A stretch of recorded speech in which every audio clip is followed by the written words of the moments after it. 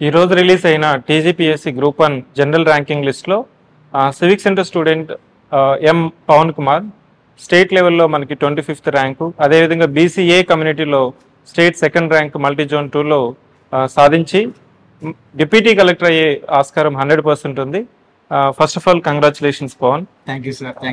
మనకి స్కోర్ వచ్చిన తర్వాత 510 వచ్చిన తర్వాత ఏ ర్యాంక్ వస్తుంది, ర్యాంక్తో పాటు ఏ సర్వీస్ వస్తుంది, మల్టీ జోన్లో మళ్ళీ బీసీఏకి ఎంతమంది అంటారు, ఆ కన్ఫ్యూజన్ అంతా పోయి ఈరోజు మనకి జిఆర్ఎల్ వచ్చింది. దాంట్లో బీసీఏలో మీరు సెకండ్ పొజిషన్లో ఉన్నారు. డిప్యూటీ కలెక్టర్ అనేది కంపల్సరీ వస్తుంది కాబట్టి how you are feeling?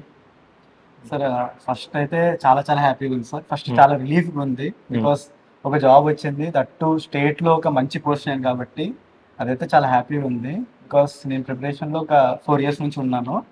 And UPSC last time miss అయిన తర్వాత మళ్ళీ ఈసారి స్టేట్లో మంచి సర్వీస్ రావడం అనేది అయితే మా పేరెంట్స్ నేను చాలా హ్యాపీగా ఉన్నాను సార్. అట్ ద మూమెంట్ అయితే రియల్లీ వెరీ హ్యాపీ.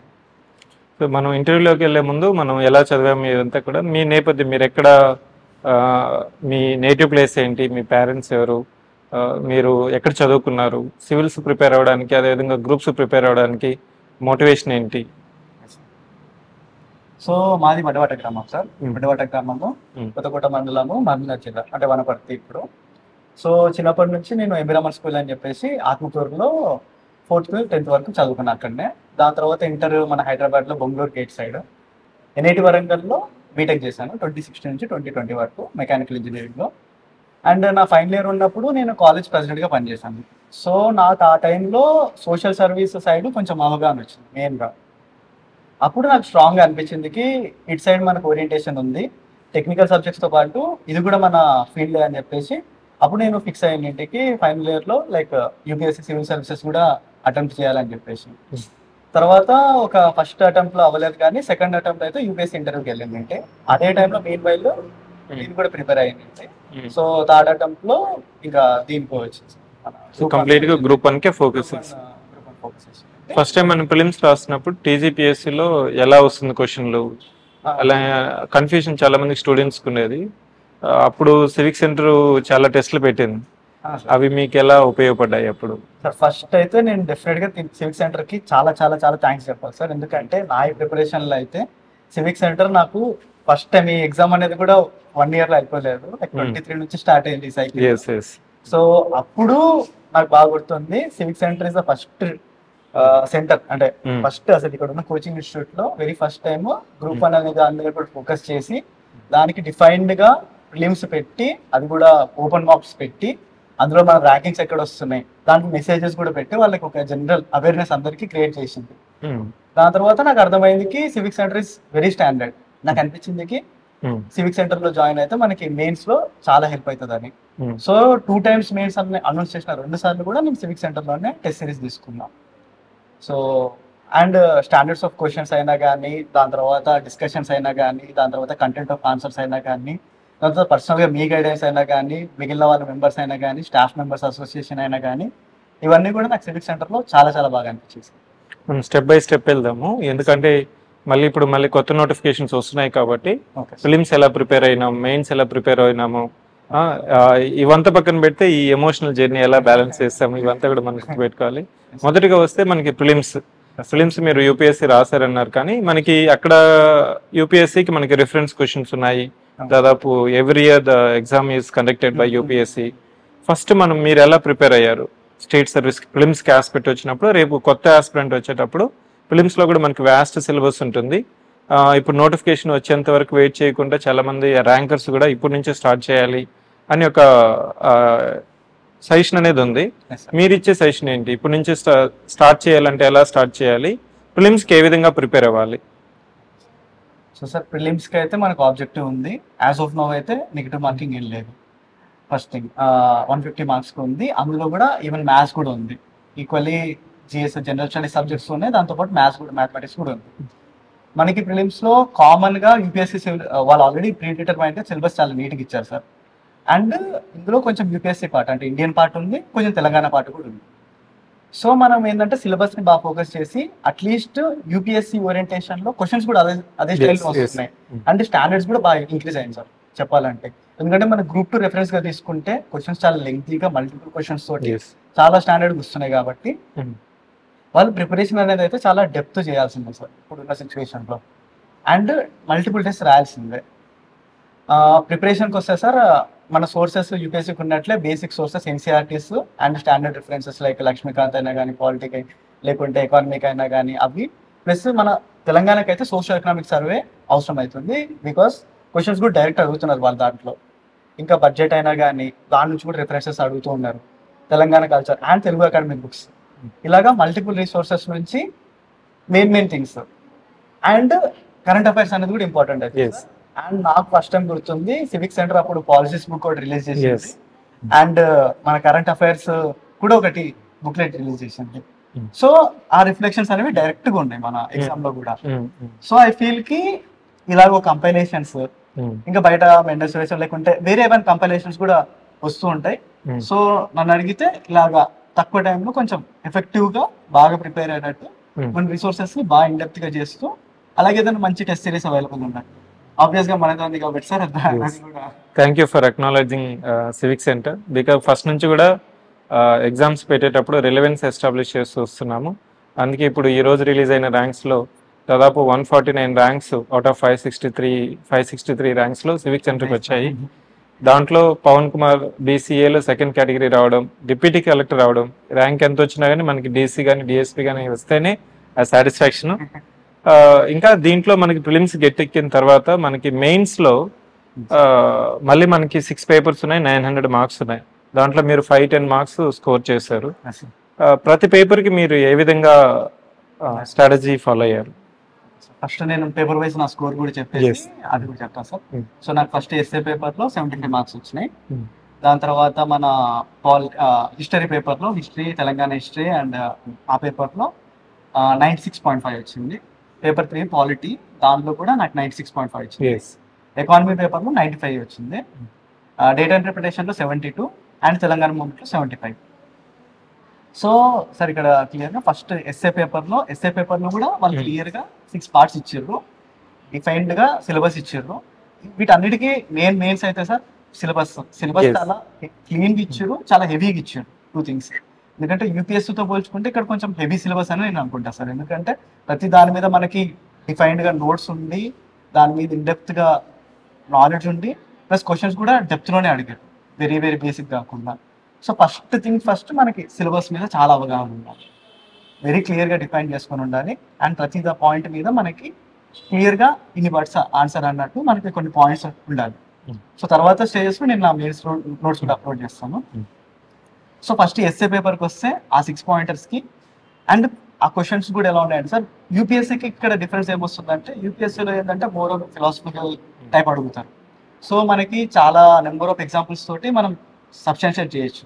కానీ ఇక్కడ ఎలా ఉందంటే more of A topic oriented ఉన్నాయి అన్ని. సో అదొక ఇండిపెండెంట్ ఒక 10 మార్కుల ఆన్సర్ రాసే టైప్ క్వశ్చన్స్ కి మనం ఎస్ఏ రాయాల్సి వస్తుంది. సో దానికి మనకి well suited examples, well defined arguments, conditions అన్నీ ఉంటే బాగుంటుంది. దానికి ఫ్రీగా ముందే కొంచెం బాగా ప్రిపేర్ అయ్యి బాగా వెల్ డిఫైన్డ్ నోట్స్ చేసుకోవడం అనేది ఇంపార్టెంట్ అని నా ఫీలింగ్ సార్. అది ఎస్ఏ పేపర్కి. ఇంకా ఇండివిజువల్ సబ్జెక్ట్ వైజ్గా అందులో మళ్ళీ మనకి కాన్ఫరెన్స్ వస్తుంది. ఎందుకంటే సైన్స్ అండ్ టెక్ పేపర్ లో అక్కడ ఒక కాన్ఫరెన్స్ వస్తుంది, పాలిటీలో కూడా మనకి కాన్ఫరెన్స్ వస్తుంది, ఇండియన్ డైనామిక్స్ అండ్ ఎకానమీలో కూడా మనకి ఎకానమీ పేపర్ లో ఆ కాన్ఫరెన్స్ వస్తుంది. కాబట్టి ఇట్లాగా కంబైన్ గా కూడా చేసుకోవడం, అలాగే డెఫినెట్ గా మార్క్స్ రాయడం. మెస్సేక్ అయితే మార్క్ రాయకుండా మాత్రం నేనైతే ఒప్పుకోలేదు, అవ్వదు అది. బికాస్ అదొక వెల్ డిఫైన్డ్ కోహెరెన్స్ అని మీరు అంటారు కదా సార్, ఆ కోహెరెన్స్ ఉండాలి. ఆ కోహెరెన్స్ అనేది డెఫినెట్ గా రావాలి. మన పేపర్ 2 లో అన్నిట్లో మీకు పేపర్ 2 95, పేపర్ 2 3 95, ఆల్మోస్ట్ 90 దాటిచ్చారు 3 పేపర్లో. మిగిలిన పేపర్లో 75 వచ్చాయి. ఇక్కడ ఈ 6 పేపర్లో మనం తీసుకుంటే ప్రతి పేపర్కి మీరు సిగ్నిఫికెన్స్ ప్రయారిటీ ఇచ్చినట్లే కనిపిస్తుంది. ఎందుకంటే కొంతమందికి 6 పేపర్లో ఒక పేపర్ ఎక్కడ 65కో 67 వచ్చిన స్టూడెంట్ కూడా చూశాను. సో ఈ ఈక్వల్ వెయిటేజ్ ఇవ్వడంలో యొక్క మీ స్ట్రాటజీ ఏంటి సార్? ఈక్వల్ వెయిటేజ్ అంటే సార్ నాకైతే వెరీ క్లియర్ ఉండే సార్. ఫస్ట్ నేను ఏమనుకుంటా అంటే ప్రీ డిటర్మైన్డ్ గోల్ తోటే మనం ఎప్పుడైనా స్టార్ట్ చేయాలి. సో నా ప్రీ డిటర్మైన్డ్ గోల్ నుండి డిప్యూటీ కలెక్టర్ రావాలి, అందులో మనకి స్టేట్ 20th ర్యాంక్ లో ఉండాలి దానికి. సో కొంచెం గోల్ మిస్ అయింది, 25th వచ్చింది, but still deputy collector DC అనేది వచ్చింది. సో నాకు దాని వల్ల నాకు ముందే తెలుసు అన్ని పేపర్స్ ఈక్వల్ గా బ్యాలెన్స్ చేయాలి, అన్నిట్లో ఎక్స్ట్రాడినరీ ఏ సబ్జెక్ట్ లో పోవాలనుకోకూడదు. కొన్ని మనకి బాగా ప్లస్ ఉంటే దాంట్లో ఎక్స్ట్రాడినరీ కొంచెం పోవచ్చు.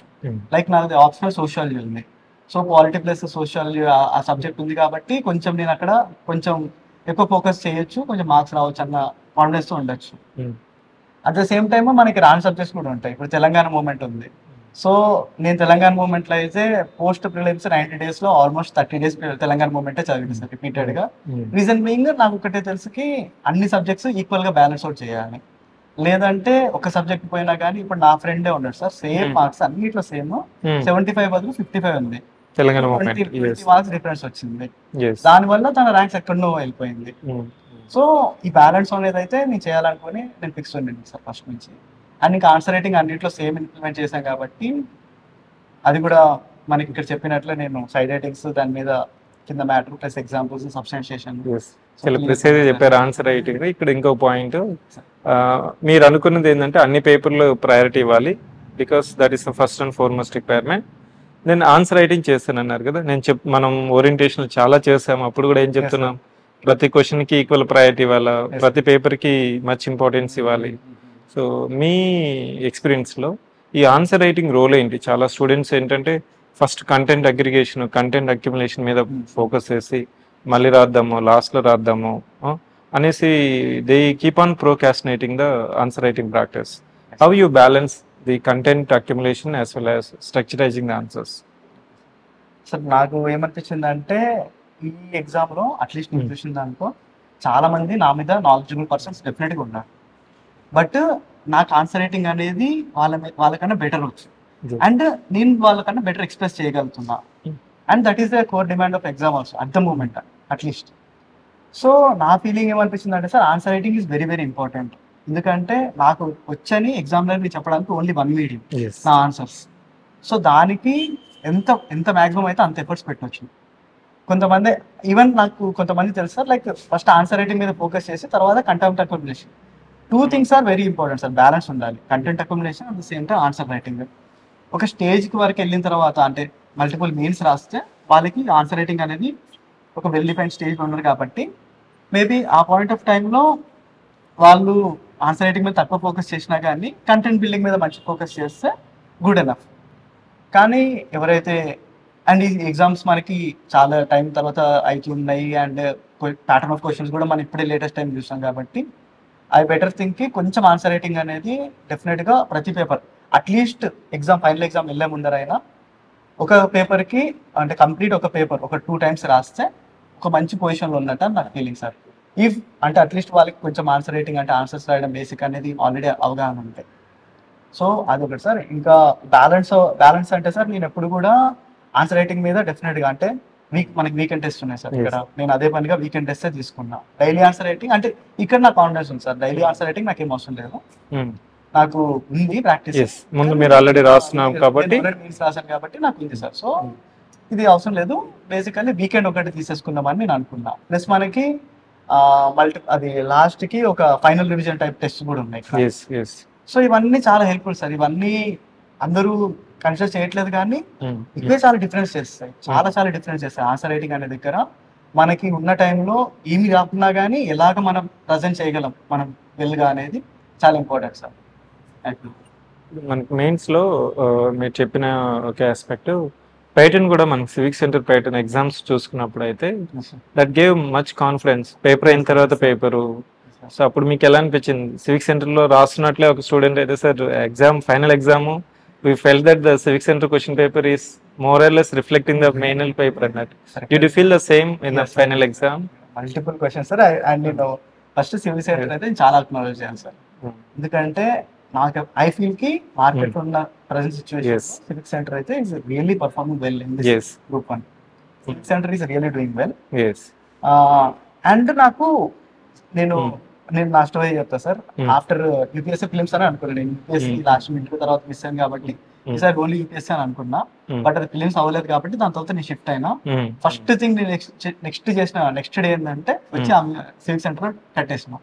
So I was very clear, నేను మా ఫ్రెండ్ తోటి ఇదే చెప్పిన, మార్కెట్ లో ఉన్న సిచ్యువేషన్ లో all the good people civic centre లో రాస్తాం. అండ్ దట్ హ్యాపన్స్ ఇన్ మన నేషనల్ లెవెల్ చూసుకున్నా, యూపీఎస్ చూసుకున్నా కానీ సార్ సేమ్ థింగ్ అవుతుంది. విజయన్ ఐఎస్ అయినా వాజిరామ్ అయినా దాంట్లో మంచి పీపుల్ అంతా వెళ్ళి దాంట్లోనే కడతారు. బెస్ట్ అనేది సివిక్ సెంటర్ లో ఉంటారు కాబట్టి ఇక్కడ కాంపిటీషన్ ఎలా ఉంటుంది తెలుసు. అండ్ దానికి తగ్గట్టు పర్ఫామ్ కూడా చేయాలి, లేకుంటే స్టూడెంట్స్ కూడా రారు. సో ఈక్వల్లీ ఇంపార్టెంట్ కాబట్టి దానికి తగ్గట్టుగా పర్ఫామ్ అంటే ఇక్కడ సైడ్ కూడా ఇన్పుట్స్ ఉన్నాయి. ఎవాల్యుయేషన్ కూడా చాలా టైం కి జరుగుతుంది. ఎవాల్యుయేషన్ చేసిన తర్వాత మనకి పర్సనల్ మెసేజ్ పెడతాం, మీ పేపర్ కరెక్ట్ అయింది అది అని చెప్పేసి ఒక ర్యాంకింగ్ లిస్ట్ ఇచ్చి ఎక్కడెక్కడ ఉన్నామని చెప్పేసి మనకి దాని తర్వాత పర్సనల్ గా ఇండివిజువలైజ్ గా మెసేజ్ అంటే మాట్లాడొచ్చు సార్ వాళ్ళతోటి. అనాలిసిస్ కూడా ఉంటది, దాంతో పేపర్ డిస్కషన్ కూడా ఉంటది. అన్ని ఉన్నాయి కాబట్టి నాకు ఒక ట్రాక్ లో ఉంటది అయితే నాకు క్లియర్ గా తెలియదు సార్. సో అంటే మనకి ఏంటంటే ఇది వ్యాస్ట్ సిలబస్ సార్, చాలా వ్యాస్ట్ సిలబస్. నేను ఎవరికైనా కానీ సజెస్ట్ చేసేది ఏంటంటే టెస్ట్ సిరీస్ ఎందుకు అని అంటే ఇంత వ్యాస్ట్ సిలబస్ లో ఒక్కొక్క పాయింట్ దగ్గర ఇరికిపోతాం, డెఫినెట్ గా ఆగిపోతాం. ఇది బాగా అవ్వలేదు బాగా అయ్యింది అని చెప్పేసి పేపర్ టు పేపర్. సో ఒక టెస్ట్ సిరీస్ వల్ల ఏమైతుందంటే మనకి పుష్ వస్తుంది. నేను 5 days లో 7th day నాడు సివిక్ సెంటర్ ఎట్లా అంటే 7th day నాడు టెస్ట్ ఉంటుంది, 5 days ఎగ్జామ్, 5 days కి ఇస్తారు సిలబస్. సో 5 points ఒక హెడ్ లో 5 points ఉంటాయి. సో డేకి ఒకటి ఫినిష్ చేసేసుకోవాలి. అండ్ ఎనీ డే నేను ఏదో ఒకటి కొంచెమైనా చదువుకోవాలి 7th day ఎగ్జామ్ రాయాలంటే. సో ఆ కైండ్ ఆఫ్ సిస్టమ్ అయితే నన్ను ఫుల్గా మోటివేట్ చేసింది సార్. అండ్ అదే నాకు మేజర్ పార్ట్ హెల్ప్ అయింది. అండ్ ఫైనల్ ఎగ్జామ్ లో సివిక్ సెంటర్ రిఫ్లెక్షన్స్ అంటే సార్ డెఫినెట్ గా ఉంది. మిషన్ కర్మయోగి క్వశ్చన్ నేను 2 times సివిక్ సెంటర్ టెస్ట్ రాస్తే దాంట్లో రిఫ్లెక్ట్ అయ్యింది. అన్మ్యాన్డ్ మిషన్ అయినా కానీ నేను నా టెస్ట్ క్వశ్చన్ పేపర్స్ అప్పుడు చూపిస్తే అందరు అంటారు లైక్ సివిక్ సెంటర్ అట్ పార్ ఉంది అంటే ఇట్ ఈస్ లైక్ యూపీఎస్సీ కి టీఎస్పీఎస్సీ మిక్సింగ్ లో ఉంది సార్. ఎగ్జాక్ట్ చెప్పాలంటే ఆ స్టాండర్డ్స్ లో ఉంది. కొంతమంది ఇది మరీ హై స్టాండర్డ్ అడుగుతున్నారు అనుకున్నారు, కొంతమంది మరీ లేదా అనుకున్నారు. But it is perfect dealing at the moment, correct dealing ఉంది. ఎస్, మీరు ఇంతకుముందు చెప్పిన పాయింట్నే ఐ విష్ టు అక్నాలెడ్జ్. మనం ఎగ్జామ్స్ పెట్టేటప్పుడు మన టీం సివిక్ సెంటర్ కూడా మనము టీజీపీఎస్కి ఒక రిఫరెన్స్ లేదు. దానికోసం మేము ఏం చేస్తామంటే రివర్స్ ఇంజనీరింగ్ టెక్నిక్ అని ఒకటి తీసుకొచ్చాం. దాంట్లో ఏంటంటే సిలబస్ మనకు ఒక కాపీ ఉంది, డీటెయిలింగ్ డిఫైన్డ్ సిలబస్ ఉంది. బట్ రిఫరెన్స్ ఇట్ మీన్స్ ఏ ఫార్మాట్లో మనకు క్వశ్చన్స్ వస్తాయి, ఏ విధంగా క్వశ్చన్స్ వస్తాయి అనేది మనకి ఒక రిఫరెన్స్ లేకపోవడం వల్ల అప్పుడు ఏం చేస్తామంటే we almost collected previous year questions from other public service commission. వీటిని తీసుకురావడం వల్ల ఏమైందంటే we got to know that what is the direction of TGPSC because now every public service commission they are adapting to some extent of UPSC pattern. ఆ ఫార్మేట్లో మనం పెట్టడం వల్ల స్టూడెంట్స్కి ఎవరైతే అడాప్ట్ అయ్యారో వాళ్ళు ఈరోజు ర్యాంకర్స్గా వచ్చారు, ఎవరైతే పాత పద్ధతిలోనే ఆగిపోయారో వాళ్ళు కొంతవరకు ఇప్పుడు నిరుత్సాహత ఉందని చెప్పొచ్చు. ఎందుకంటే వాళ్ళకి ఒక ఇదే ప్యాటర్న్లో ఉంటుందేమో, సింపుల్గా వస్తుందేమో అనుకున్నారు. But at every stage TSPSC has proved that it has adapted UPSC prelims ప్యాటర్న్లో కానీ మెయిన్స్ ప్యాటర్న్లో కానీ. సో పవన్ కుమార్ ఆ చేంజింగ్ ట్రెండ్స్ని ఈజీగా అడాప్ట్ చేసుకొని మార్కెట్లో ఉన్న బెస్ట్ రిసోర్సెస్ని అడాప్ట్ చేసుకొని తన వంతు ప్రయత్నం పెట్టి ఈరోజు డిప్యూటీ కలెక్టర్గా సర్వీస్ రావడం అనేది ఐ హోప్ పేరెంట్స్కి ఎంత సంతోషం ఉంటుందో మా సివిక్ సెంటర్లో ఉన్న ప్రతి టీమ్ మెంబర్కి అదే సంతోషం ఉంటుంది. We wish congratulations and all the best for your future endeavor. So లాస్ట్గా మీరు స్టూడెంట్స్కి ఏం మెసేజ్ ఇస్తారు?